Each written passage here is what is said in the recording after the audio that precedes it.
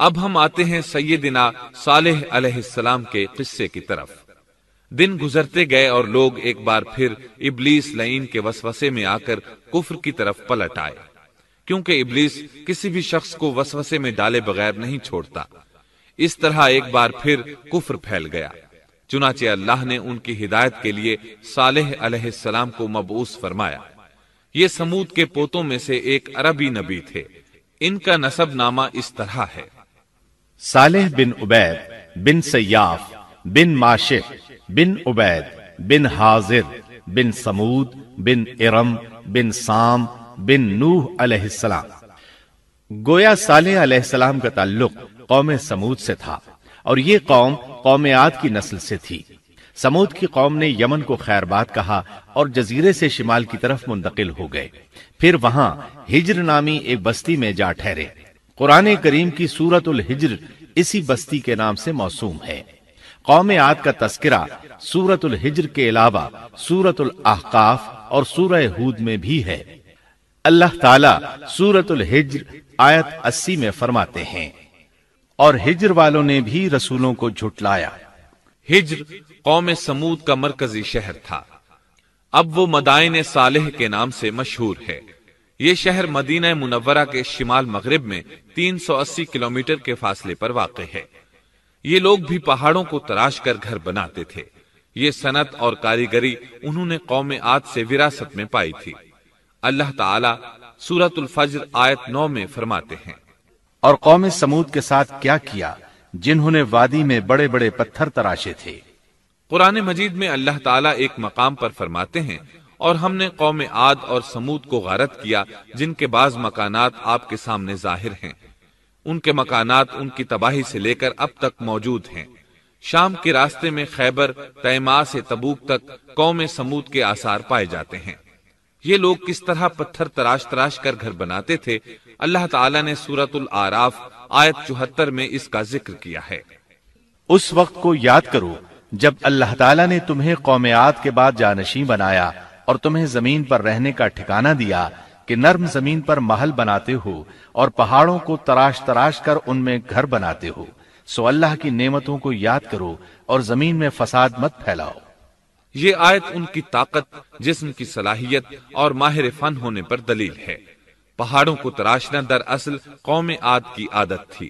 یہ بھی چونکہ انہی سے تھے، اس لیے وراثت میں یہ کام انہیں بھی آ گیا تھا۔ جس طرح اللہ نے عاد کو اپنی نعمتوں سے نوازا تھا، اسی طرح سمود کو ان سے بڑھ کر نعمتیں دی تھیں۔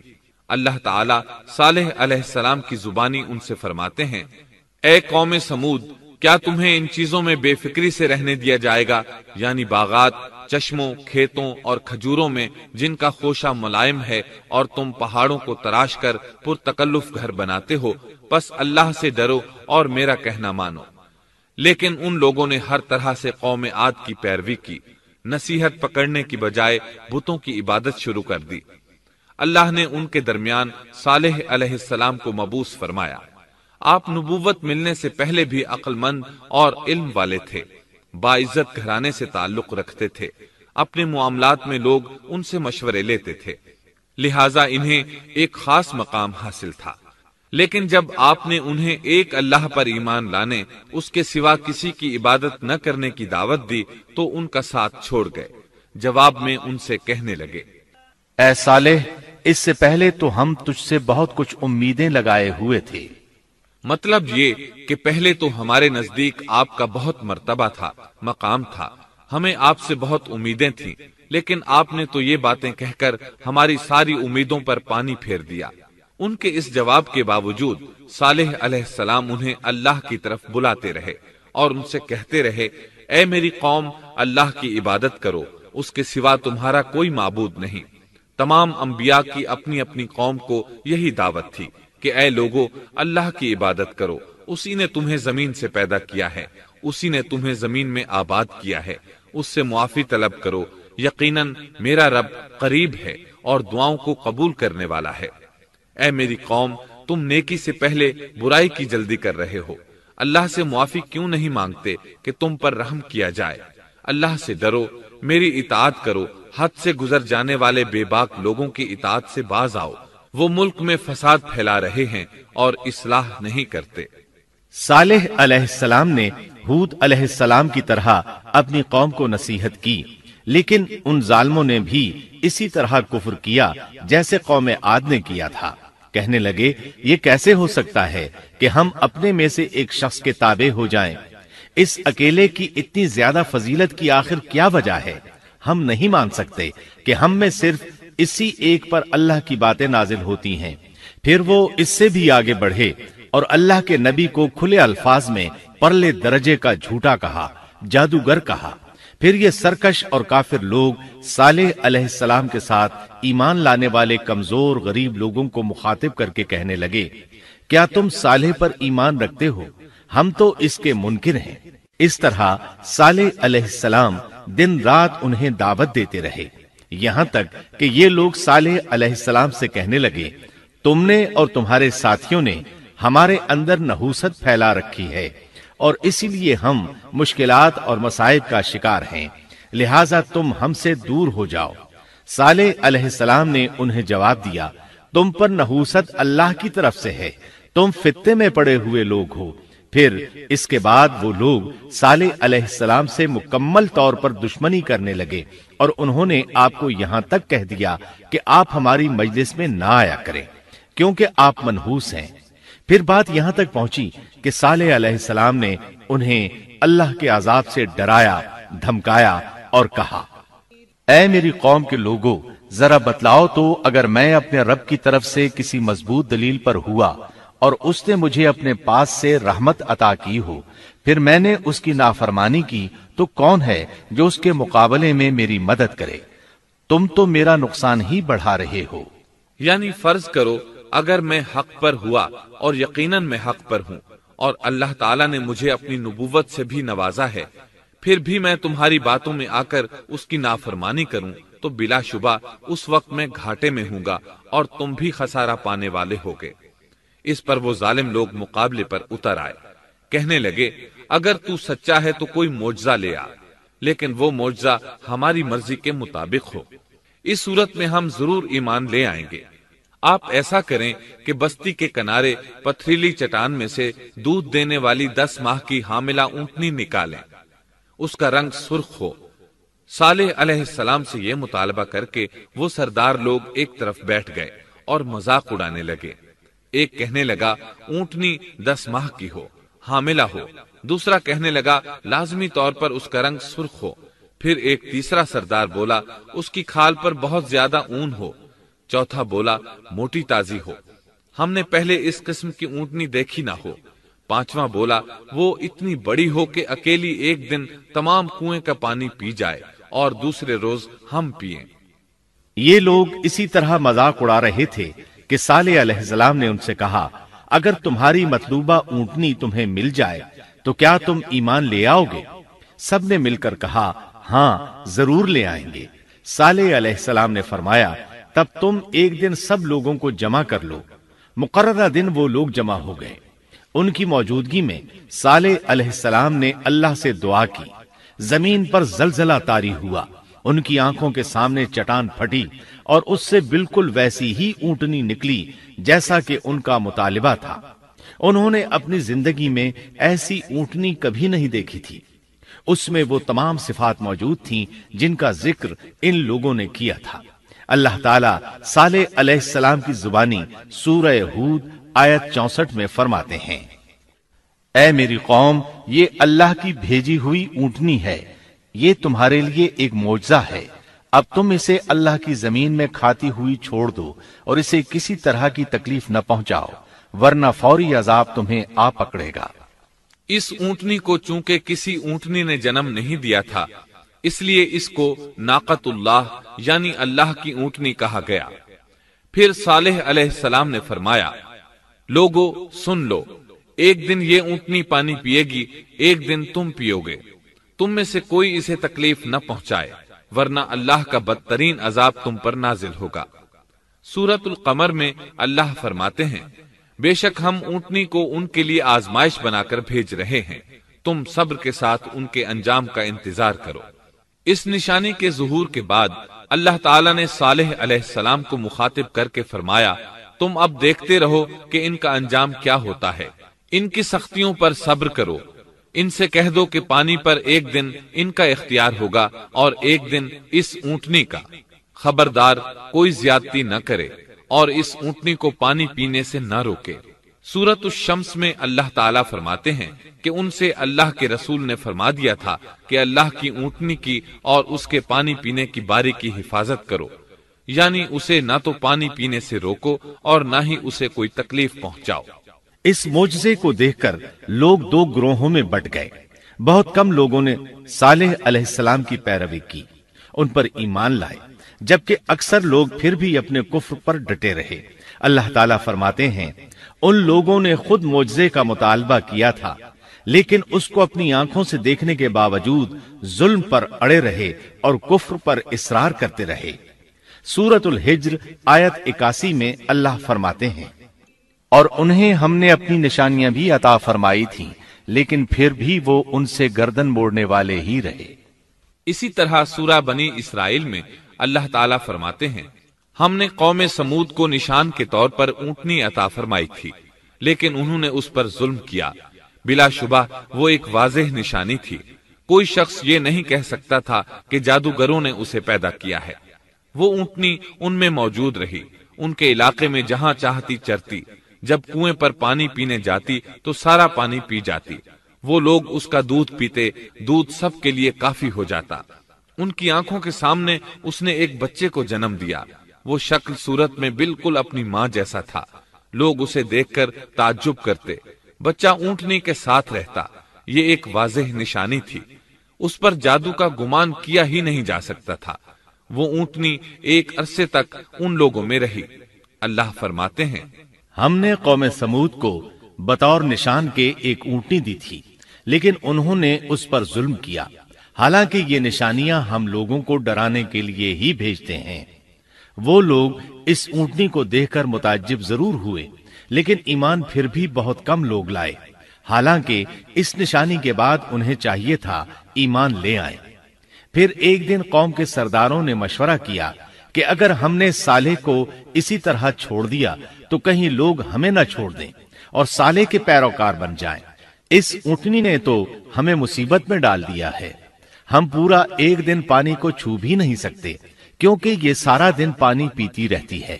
پھر یہ اس قدر دیو ہیکل ہے کہ اسے دیکھ کر ہماری بکریاں بھاگ جاتی ہیں، اونٹ اسے دیکھ کر خوفزدہ ہو جاتے ہیں، لہٰذا ہمیں چاہیے کہ اس سے چھٹکارا حاصل کر لیں۔ وہ آپس میں مشورہ کرتے رہے، آخر انہوں نے ایک آدمی منتخب کیا۔ مورخین کا اس پر اتفاق ہے کہ اس کا نام قدار بن سالف تھا، اس کے ساتھ اس کا ایک ساتھی بھی تھا۔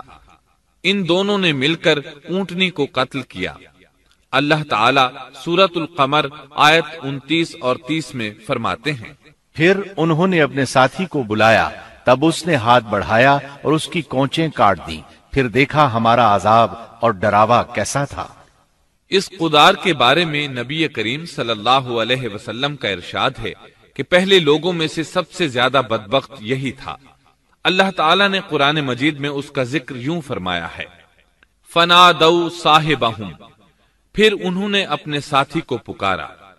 سورۃ الشمس میں اللہ فرماتے ہیں اِذِ انبَعَثَ أَشْقَاهَا، جب ان میں بڑا بدبخت شخص اٹھ کھڑا ہوا۔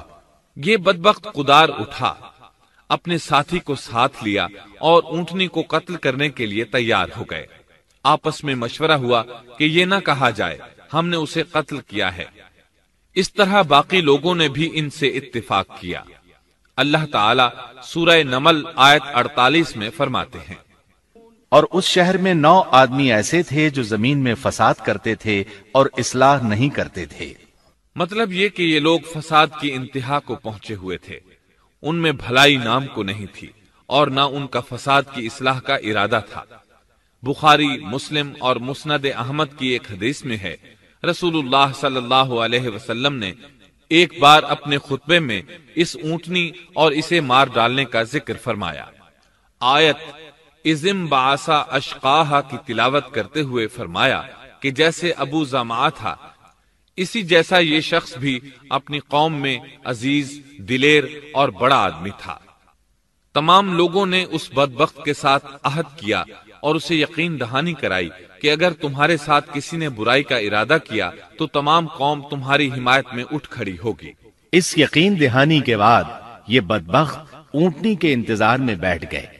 اونٹنی پہاڑ کی طرف سے آتی تھی اور پانی پی کر واپس چلی جاتی تھی، یہی اس کا معمول تھا۔ جب ان لوگوں نے چٹان سے اونٹنی کو نکلتے دیکھا تو اچانک حملہ کرنے کے لیے آگے بڑھے، لیکن اس کا جثہ دیکھ کر خوفزدہ ہو گئے، الٹے پاؤں بھاگے۔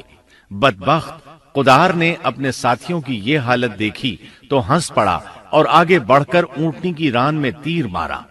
اس سے اونٹنی کی ران کی ہڈی ٹوٹ گئی اور وہ نیچے گر گئی۔ پھر اس ظالم نے اپنے ساتھیوں کو آواز دی اور آگے بڑھ کر اونٹنی کی کونچیں کاٹ دی۔ سورۃ الشمس میں اللہ تعالیٰ فرماتے ہیں، ان لوگوں نے اپنے پیغمبر کو جھوٹا سمجھ کر اس اونٹنی کی کونچیں کاٹ دی، پس ان کے رب نے ان کے گناہوں کے باعث ان پر ہلاکت ڈالی اور پھر ہلاکت کو عام کر دیا اور اس بستی کو برباد کر دیا۔ اونٹنی کی کونچیں کاٹ دیے جانے کے بارے میں اللہ تعالیٰ ایک دوسرے مقام پر فرماتے ہیں کہ پس انہوں نے اونٹنی کو مار ڈالا اور اپنے پروردگار کے حکم سے سرتابی کی اور کہنے لگے، اے صالح، جن عذابوں سے تو ہمیں دھمکاتا رہتا تھا، اگر تو واقعی پیغمبر ہے تو ان عذابوں کو ہم پر نازل کرا دے۔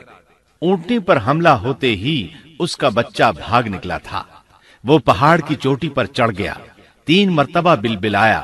یہ بدبخت اس کے پیچھے بھاگے اور آخر اسے بھی قتل کر دیا۔ پھر تمام بستی والے جمع ہوئے، اونٹنی اور اس کے بچے کا گوشت تیار کیا اور مزے کے ساتھ اس کو کھایا۔ اس جرم میں ان سب نے شرکت کی، البتہ جو لوگ صالح علیہ السلام پر ایمان لے آئے تھے وہ الگ تھلگ رہے۔ صالح علیہ السلام کو جب یہ خبر ملی تو وہ گھبرائے ہوئے اونٹنی کے پاس پہنچے۔ اونٹنی بے جان پڑی تھی، اس کا بچہ بھی بے جان تھا۔ لوگ ان کے گرد جمع تھے اور ان کا گوشت کھا رہے تھے۔ اس وقت صالح علیہ السلام نے ان سے کہا، اس پر صالح نے کہا کہ اچھا تم 3 دن تک اپنے گھروں میں رہ سہ لو، یہ وعدہ جھوٹا نہیں ہے۔ مطلب یہ کہ تمہیں صرف 3 دن کی مہلت ہے، اس کے بعد تم سب کے سب ہلاک کیے جاؤ گے۔ وہ صالح علیہ السلام کی بات کو رد کرتے ہوئے انہیں دھمکیاں دینے لگے کہ جن عذابوں کا تو ہم سے وعدہ کر رہا ہے، اگر تو سچا ہے تو ان کو ہم پر نازل کر دے۔ اس کے بعد وہ جمع ہو کر مشورہ کرنے لگے کہ آج رات صالح کو بھی مار ڈالو۔ ان کے اس مشورے کے بارے میں اللہ تعالیٰ سورۃ النمل آیات 48 اور 49 میں فرماتے ہیں، اس شہر میں 9 سردار تھے، وہ زمین میں فساد پھیلاتے رہتے تھے اور اصلاح نہیں کرتے تھے۔ انہوں نے آپس میں بڑی بڑی قسمیں کھا کھا کر عہد کیا کہ رات ہی کو صالح اور اس کے گھر والوں پر چھاپا ماریں گے اور اس کے وارثوں سے صاف کہہ دیں گے کہ ہم اس کے اہل کی ہلاکت کے وقت موجود نہیں تھے اور ہم بالکل سچے ہیں۔ اب یہ لوگ صالح علیہ السلام کے گھر کی طرف چلے۔ اللہ تعالیٰ سورۃ النمل آیات 50 اور 51 میں فرماتے ہیں، اور انہوں نے ایک داؤ کھیلا، سو ہم نے بھی ایک ایسا داؤ کھیلا کہ انہیں خبر بھی نہ ہوئی۔ پھر دیکھو کہ ان کے داؤ کا کیا انجام ہوا، ہم نے انہیں اور ان کی ساری قوم کو ہلاک کر دیا۔ صالح علیہ السلام کا گھر پہاڑ کی بلندی پر تھا۔ یہ فسادی لوگ ابھی اوپر چڑھ رہے تھے کہ زمین حرکت کرنے لگی۔ ایک چٹان اوپر سے لڑھکتی ہوئی آئی اور ان تمام کو پیس کر رکھ دیا۔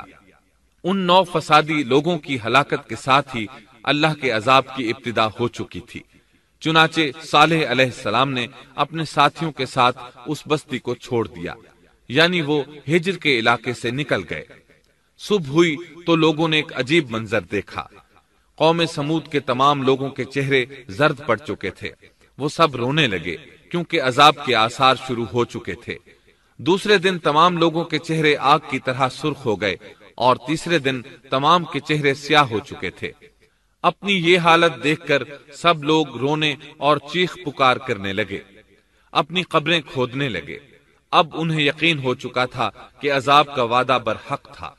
اللہ تعالیٰ نے انہیں پہلی قوموں کی طرح ایک قسم کا عذاب نہیں دیا تھا، جیسے قوم نوح کو صرف طوفان کے ذریعے ہلاک کیا گیا، قوم عاد کو صرف طوفانی ہوا کے ذریعے ہلاک کیا گیا، لیکن قوم سمود کو اللہ تعالیٰ نے طرح طرح کے عذابوں سے دوچار کیا۔ اس لیے کہ انہوں نے اپنی مطلوبہ شرط پوری ہونے کے باوجود ایمان قبول نہیں کیا تھا۔ عذاب کی ابتدا زلزلے سے ہوئی، زمین حرکت کرنے لگی۔ اس کی وجہ سے وہ لوگ اپنے گھروں میں اوندھے کے اوندھے پڑے رہ گئے، ان میں اٹھنے کی طاقت تک نہ رہی۔ پھر آسمان میں سخت کڑاکا ہوا، اس کی ہولناک دہشت انگیز چنگھاڑ نے ان کے بھیجے پھاڑ کر رکھ دیے۔ ایک ہی لمحے میں ایک ساتھ وہ سب ڈھیر ہو گئے۔ ان کی ہلاکت اور تباہی کو بیان کرتے ہوئے اللہ تعالی سورۃ الذاریات آیات 43 تا 45 میں فرماتے ہیں، اور سمود کے قصے میں بھی عبرت ہے جب ان سے کہا گیا کہ تم کچھ دن تک فائدہ اٹھا لو، لیکن انہوں نے اپنے رب کے حکم سے سرتابی کی، اس پر انہیں ان کے دیکھتے دیکھتے تیز و تند کڑاکے نے ہلاک کر دیا، پس نہ تو وہ کھڑے ہو سکے اور نہ بدلہ لے سکے۔ اسی طرح سورہ ہود میں اللہ تعالیٰ نے ان کی تباہی کا نقشہ اس طرح کھینچا ہے کہ ایک زور کی کڑک نے ان ظالموں کو آ لیا، پھر تو وہ اپنے گھروں میں زانوں کے بل مردہ پڑے رہ گئے، ایسے گویا کہ وہ کبھی آباد ہی نہ تھے۔ سورۃ القمر میں اللہ نے ان کی رسوائی ان الفاظ میں بیان کی ہے، ہم نے ان پر ایک چیخ بھیجی، پھر وہ ایسے ہو گئے جیسے کانٹوں کی باڑ کا چورا۔ دوسری طرف صالح علیہ السلام اور ان کے ساتھیوں کو اللہ تعالیٰ نے اپنی رحمت سے نجات دی۔ اللہ تعالیٰ سورہ ہود آیت 66 میں فرماتے ہیں، پھر جب ہمارا فرمان آ پہنچا ہم نے صالح اور ان پر ایمان لانے والوں کو اپنے فضل سے اس سے بچا لیا اور اس دن کی رسوائی سے بھی، یقیناً تیرا پروردگار نہایت توانا اور غالب ہے۔ اس قوم کے آثار آج تک باقی ہیں۔ مدینہ منورہ کے شمال مغرب میں ان کے گھر موجود ہیں۔ اب یہ علاقہ مدائن صالح کے نام سے مشہور ہے۔ سورۃ النمل میں اللہ تعالیٰ فرماتے ہیں، پس یہ ان کے گھر ہیں جو ان کے ظلم کے سبب ویران پڑے ہیں، بے شک اس میں دانش مندوں کے لیے نشانیاں ہیں۔ اللہ تعالیٰ نے ان کے نشانات کو آج تک باقی رکھا ہے تاکہ بعد میں آنے والوں کو یقین ہو جائے اور کسی قسم کا شک نہ رہے۔ عذاب کے آثار نمودار ہونے پر صالح علیہ السلام نے ان سے فرمایا تھا، اے میری قوم، میں نے تمہیں اپنے پروردگار کا حکم پہنچا دیا تھا اور میں نے تمہاری خیر خواہی کی، لیکن تم لوگ خیر خواہوں کو پسند نہیں کرتے۔ اس کے بعد صالح علیہ السلام اپنے ساتھیوں کے ساتھ وہاں سے ہجرت کر کے فلسطین آ گئے، وہیں رملہ نامی بستی میں رہنے لگے اور یہیں آپ کی وفات ہوئی۔ نبی کریم صلی اللہ علیہ وسلم صحابہ کرام رضی اللہ عنہم کے ساتھ تبوک تشریف لے گئے تو آپ نے مدائن صالح کے قریب قیام فرمایا تھا۔ صحابہ نے ان کنووں سے پانی لے لیا جو قوم سمود کے استعمال میں رہے تھے، کچھ برتن بھی وہاں سے لے لیے۔ آپ کو پتا چلا تو آپ نے حکم فرمایا، ان برتنوں کو توڑ دو اور اس پانی کو بہا دو اور اس پانی سے جو کھانا تیار کیا ہے اس کو الٹ دو۔ آپ نے انہیں ان گھروں میں داخل ہونے سے بھی روک دیا جن میں اللہ کا عذاب نازل ہوا تھا۔ آپ صلی اللہ علیہ وسلم نے فرمایا، میں ڈرتا ہوں تم پر بھی ایسا عذاب نہ آ جائے جیسا ان پر آیا تھا، اس لیے ان کے علاقے میں داخل نہ ہوا کرو، اور اگر داخل ہونا پڑ جائے تو روتے ہوئے داخل ہوا کرو، اور رونا نہ آئے تو رونے جیسی شکلیں بنا لیا کرو تاکہ تمہارا شمار ظالموں میں نہ ہو۔ اللہ تعالیٰ فرماتے ہیں، آگاہ رہو، قوم سمود نے اپنے رب سے کفر کیا، سن لو ان سمودیوں پر پھٹکار ہے۔ قرآن میں ان کا قصہ 26 سے زائد مرتبہ بیان کیا گیا ہے۔ اس کے بعد لوگ ایمان کی حالت میں امن چین کی زندگی بسر کرنے لگے، لیکن پھر نئے سرے سے ان میں خرابی پیدا ہوئی۔ شیطان نے پھر اپنا کام دکھایا، ان کے دلوں میں وسوسہ ڈالا اور فلسطین، عراق، مصر اور جزیرے کے نواحی علاقوں میں شرک پھیل گیا۔ لوگ ایک بار پھر کفر کی طرف پلٹ پڑے۔ اس پورے قصے میں چند عبرتیں ہیں، آئیے ذرا ان کا بھی ذکر ہو جائے۔ اللہ تعالیٰ کی اونٹنی اگرچہ سیدنا صالح علیہ السلام کی نبوت کا ایک نشان تھی، ان کی سچائی کا ثبوت تھی، لیکن قرآن کریم کی وضاحت یہ ہے کہ وہ قوم سمود کی آزمائش کے لیے تھی اور وہی ان کی ہلاکت کا نشان ثابت ہوئی، جیسا کہ سورۃ القمر میں اللہ تعالیٰ فرماتے ہیں، بے شک ہم اونٹنی کو ان کی آزمائش اور امتحان کے لیے بھیجنے والے ہیں، پس تو ان کے انتظار میں رہ اور صبر اختیار کر۔ سنت اللہ یہ رہی ہے کہ اگر وہ اپنے پیغمبر کو کسی قوم کی ہدایت کے لیے بھیجے اور قوم اس کی ہدایت پر کان نہ دھرے تو ضروری نہیں کہ وہ قوم ہلاک کر دی جائے، لیکن جو قوم اپنے نبی سے اس وعدے پر نشان طلب کرے کہ اگر ان کا مطلوبہ نشان ظاہر ہو گیا تو وہ ایمان لے آئیں گے، اور پھر نشان آ جانے کے بعد وہ ایمان نہ لائے تو اس قوم کی ہلاکت یقینی ہے۔ اللہ تعالیٰ پھر اس قوم کو معاف نہیں کرتے جب تک کہ وہ تائب نہ ہو جائے اور اللہ کے دین کو قبول نہ کرے، یا عذاب الہی سے صفائے ہستی سے مٹ کر دوسروں کے لیے عبرت کا نشان بن جائے۔ لیکن اس سنت سے نبی کریم صلی اللہ علیہ وسلم کی امت مستثنا ہے، اس لیے کہ آپ صلی اللہ علیہ وسلم نے وضاحت فرمائی ہے، میں نے اللہ تعالیٰ سے دعا مانگی ہے کہ اللہ تعالیٰ میری امت میں عذاب عام مسلط نہ فرمائے، اور اللہ نے میری دعا قبول فرما لی۔ قرآن میں اللہ تعالیٰ نے نبی کریم صلی اللہ علیہ وسلم کی اس بات کی یوں تصدیق کی ہے، اے رسول، اس حال میں کہ تو ان میں موجود ہے، اللہ تعالیٰ ان کافروں پر عذاب مسلط نہیں کرے گا۔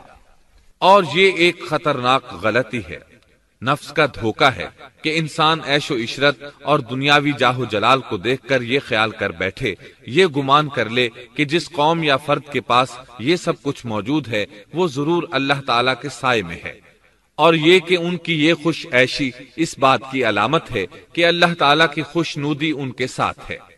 یہ نفس کا دھوکہ ہے، غلط فہمی ہے، بلکہ کج فہمی ہے۔ قرآن کریم کے اس واقعے میں جگہ جگہ اس بات کی وضاحت ہے کہ بعض اوقات زیادہ سے زیادہ خوش عیشی زیادہ سے زیادہ عذاب کا پیش خیمہ ثابت ہوتی ہے، اگرچہ قوموں کے لیے اس کی مدت چند ماہ یا چند سال نہیں بلکہ گھبرا دینے والی مدت ہی کیوں نہ ہو، مگر ہر قسم کی دنیاوی کامیابیوں اور خوش عیشیوں کے ساتھ جب ظلم، سرکشی اور غرور کسی قوم کا مستقل شعار بن جائے تو سمجھ لو اس کی تباہی اور ہلاکت کا وقت قریب آ پہنچا۔ اللہ تعالیٰ فرماتے ہیں، تیرے رب کی پکڑ بہت سخت ہے، لیکن اس کے ساتھ ہی یہ بات بھی ہے کہ کسی قوم میں تمام تر خرابیوں کے باوجود اگر قوم سے اکثر افراد اللہ کے شکر گزار ہوں، اس کے بندوں کے ساتھ انصاف کرنے والے اور آپس میں نیک نیت اور خیرخواہی کرنے والے ہوں تو بلا شبہ وہ اللہ کے ہاں مقبول بندے ہیں، اور انہی کو دنیا اور آخرت کی کامیابیوں کی بشارت ہے، اور انہی کے لیے یہ دنیاوی عیش اللہ کی بے انتہا نعمتوں کی علامت ہے۔ انہی الفاظ پر سیدنا صالح علیہ السلام کا قصہ اختتام کو پہنچا۔